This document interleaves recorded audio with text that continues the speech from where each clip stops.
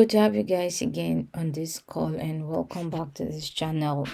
So it's actually a pleasure to announce that the Stipendium Hungaricum Scholarship is out, and this is like one of the most prestigious scholarship in the world and one of the most generous scholarship in the world.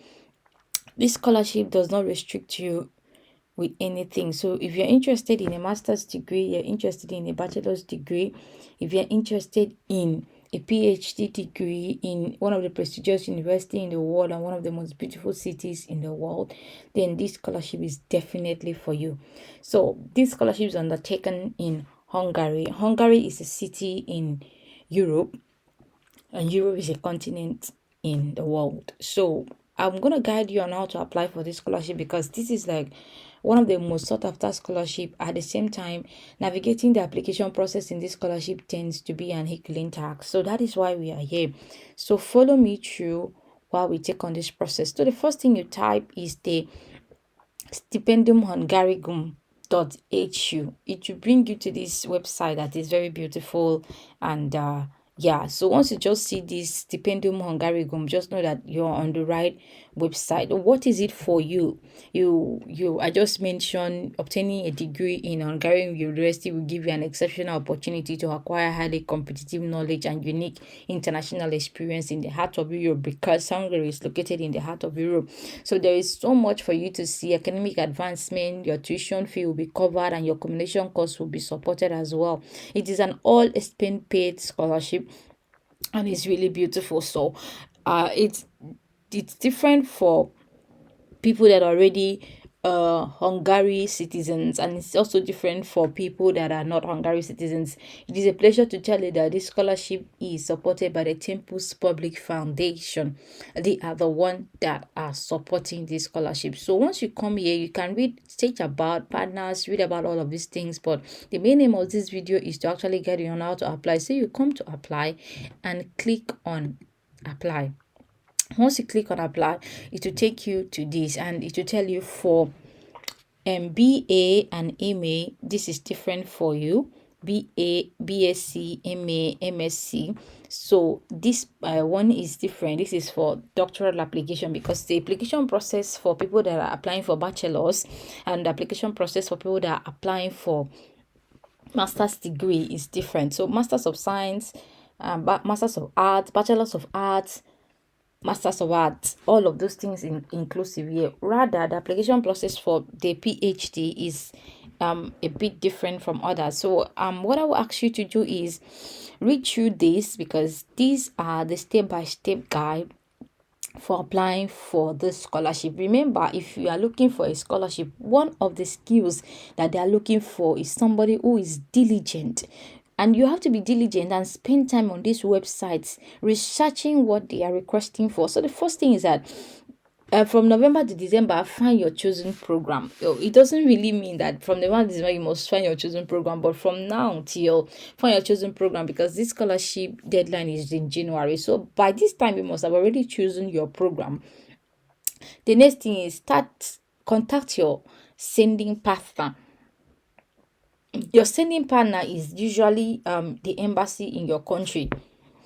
Embassy council, because there's no embassy council in some of the countries, but you're very, very sure that there is Hungary embassy in your country. They are your sending partner. So contact Hungary embassy. You can send them an email, you can call them to know what is their procedural process in different countries, because I trust it's going to be different for different countries. So you call them and ask them what is it, or you send them an email. You go to their website. If you are in West African country, Nigeria, Ghana, just type Hungary embassy Ghana, Hungary embassy Nigeria, Hungary embassy wherever you are, and you will see their contacts details. You can even book a meeting so that you can have a face-to-face meet with them and understand what is it that they're requiring from you as a scholar.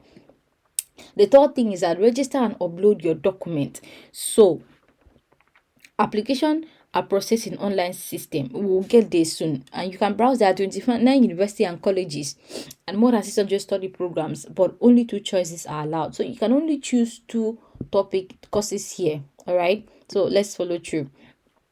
16 January 2023 is the application deadline.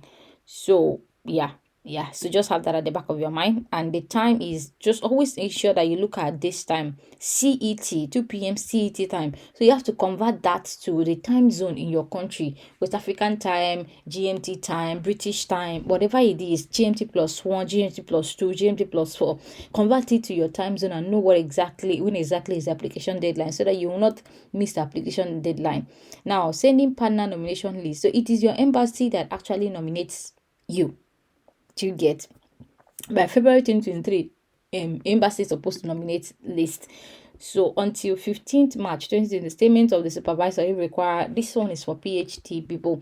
So if you write your research proposal and you send to your intending supervisor, 15th of March is the day, or is a time that the supervisor is supposed to give a statement whether he likes you or he wants you to be in his research lab.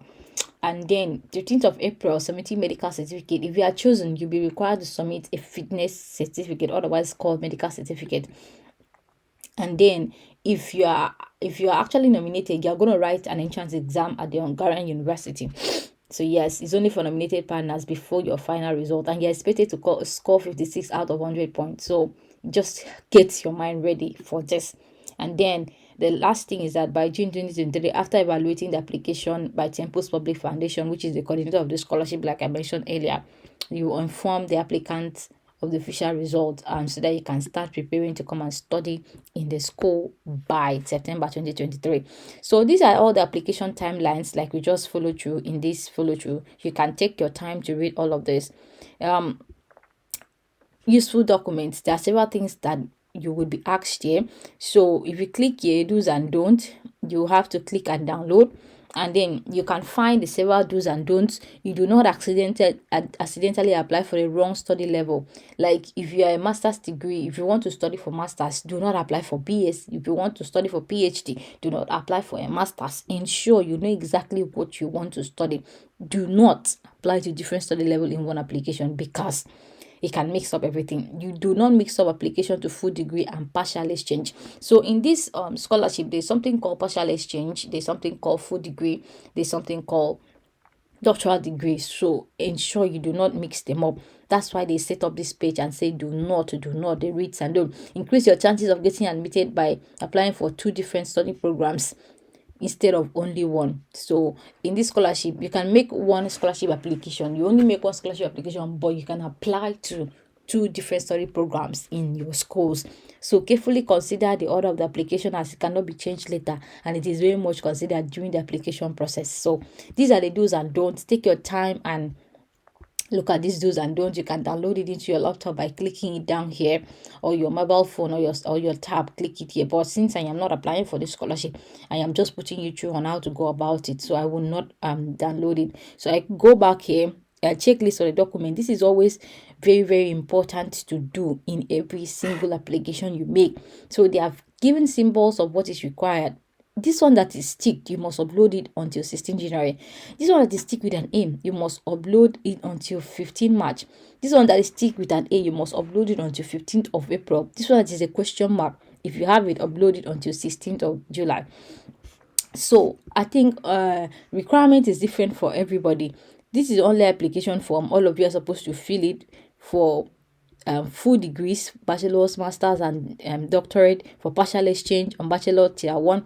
Partial exchange study simply means that, for example, I'm currently now I'm in the University of Warwick. That's where I'm schooling. If my course demands that I take up another course in the University of Oxford, if I go to the University of Oxford, I will be a partial exchange student. I will not be a full student, because originally my school is in the University of Warwick. Partial exchange simply means that I'm going to another university to fulfill the same obligation, because that's what my course entail. My course entail that I travel out of the location of my current university. Probably because my school does not have the required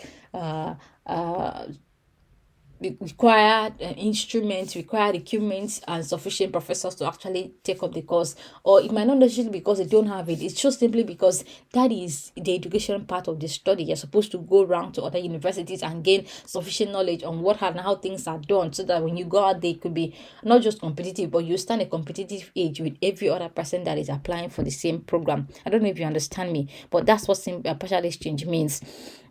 So take out time to check this application checklist. What is demanded from you?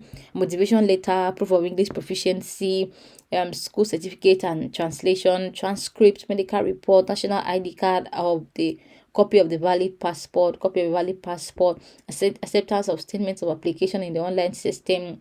This one is what you make to your school. Research plan. This one is only for people that are applying for PhD. Letter of recommendation. Statement of the supervisor is only for PhD. In your portfolio, and audio portfolio is for people that are actually applying for studies in art and music. So you're expected to have a portfolio. Again, you download this into your smartphone, your gadgets, and ensure you do a thorough check through of this list. Then we come back here. Medical certificate. This medical certificate is not available for now because you're not supposed to upload it now. It's only for when you accept it. That's why it is closed. And that's why when you click it, it takes you back to here. So application guide. So this is the entire guide of how to go through this application. It entails everything you need: structure of online application, your account, and now you set how to follow through, profile, email address, and every single thing. You detail every single thing on how to apply for this scholarship. So this is where you click online application system, and this is it. I've already signed in, and so I will just take my time to explain how the sign-in processes work because I needed to get used to the platform so that I'll be able to put you through on how to go about it. So once you come in here, to tell you log in or sign in. If you are logging it in, to ask you, the first thing it's going to ask you is that which citizen are you? Where are you from? So you select the country you are from, and once you click here, this is my ID, this is my profile. Once you click here, it will tell you that input your email address. So once you put your email address, a code will be sent to your email address. You go to your email address, a code will send to you on this online application. However, you can use and go to your email address and click on link to your email address. They will demand for the code on this application platform. Once you put in your code, it will ask you to fill in your name, your password, your citizenship, and overall yes, that is it, and it will take you directly to this platform, and then you can search for what you want. So what exactly do you want? Select what you want. Let's say I want a master's degree. What do I want to study? I'm already studying big data, so I like searching something that is kind of where I am. So these are all the checklists you want. There are 330 master's degree program. This is for the academic year, an academic term. What do I want? I don't want partial exchange study. I want a full study. So you just click on find programs. So you are going to see institutions here. This is economic analysis. Is this really what I want? Is it related to big data? I'm not sure. So this is what you are going to see: biomedical engineering, etc., etc., etc., etc., etc. So just search for the course you are looking for. Big data is kind of very weird for them, so it's not the course that is present in every university. So let's say that we are looking for computer science. Great. So 8 sciences, I think. So this is what they have as computer science, business development. I'm interested in business. Let me click on apply now, and the university there is Oboda University. So MA in business. So this is the priorities. This is everything you should read through for business business development. When I click on first, I started with data science in business just to show that to get used to this. So now I've already choose 2 schools. It means that I've reached the limit. I cannot remove it. So if I don't like this school again, it's just for me to remove it. Once I remove it, do you see now? It now shows me that I can add more choices. So you are expected, they advise that you apply to more than 2 schools to stand a chance. So the school that is offering this course is Obuda University, Keleti Faculty of Business and Management. They are the ones offering this course. So let's go to what is demanded. These are the priorities. This is the profile. They're asking me to fill my name, social security number, if any, passport. Which one do I want to use? Passport or ID card? My family name, my middle name, my previous name if I have any, my passport number, my country of issue, my residence, my parents' information, my country of birth, every single personal details about me, a formal photograph of myself. So get used to this thing, get familiar with them. This is contact, my email address, my phone number, my emergency contact, and everything in relation to me. and all. My education, my prior education. If I'm applying for a master's, they expect that I have a bachelor's of science already, so I have to fill all these details. So just go through what they are requesting for language, which language do you speak, and then submit a certificate if you have employment and everything. I think the major aim of this work is always in motivation. The good thing about this Stipendium Hungaricum scholarship is the fact that they detail what they want in their motivation letter. So what they are requesting you to do is that, first of all, you have to look at the word count. They are asking for 1,500 characters, but it should not be more than 4,000 characters. They're asking for at least 150 characters. 150 characters is less than 500 words, or 500 to 700 words. That's the list they're asking for. So, but you cannot be more than 4,000 characters. So, what are they asking you to write? Why have you chosen to apply for this program? Why did you apply to study in Hungary? Why did you expect to gain from the study? How does your background make you a suitable candidate? How will you find help? How will the program help you to achieve your goals? How does your proposed study relate to the particular development challenge or need at the global, national, and or local level? How will you apply your new skill and qualification in the future? What challenges would you expect to encounter while studying in a foreign country, and how could you prepare for these challenges? So basically, this is the same questions that a normal every other scholarship would ask. Why have you chosen this to apply to this program? This is where you outline a problem statement. It could be a problem statement in your country, it could be a problem statement in the world. But please do not write out your passion here. You cannot write out your passion when they are asking you why you choose to apply for this.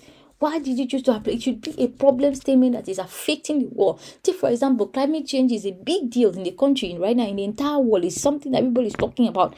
Put out a problem statement how climate change is affecting countries like Australia, like the 2019-2020 wildfire that happened in Australia, the effect and intensity of the fire, how climate change was impacting there.